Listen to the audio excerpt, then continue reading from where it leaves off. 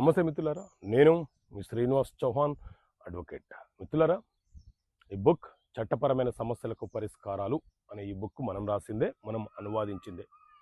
ఈ పుస్తకంలో ఏముంది అనే అంశం గురించి ఈ వీడియో రూపంలో తెలుసుకునే ప్రయత్నం చేద్దాం. ఈ పుస్తకంలోని ఒక ప్రశ్న, దానికి సంబంధించిన జవాబు వివరించే ప్రయత్నం చేస్తాం.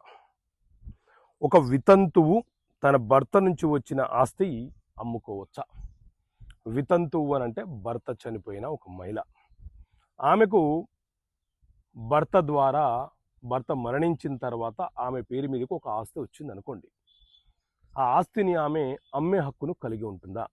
సో గ్రామీణ ప్రాంతాల్లో ఏం చేస్తుంటారు అని అంటే, ఇది మా తాతల ఆస్తి, నువ్వెవరు పొందడానికి, నువ్వు అమ్మడానికి అవకాశం లేదు అని చెప్పి కొంత అడ్డంకులు సృష్టించే ప్రయత్నాలు చేస్తుంటారు. కానీ చట్టం ఏం చెప్తుంది అని అంటే, సో మిత్రులారా, మన దేశంలో ట్రాన్స్ఫర్ ఆఫ్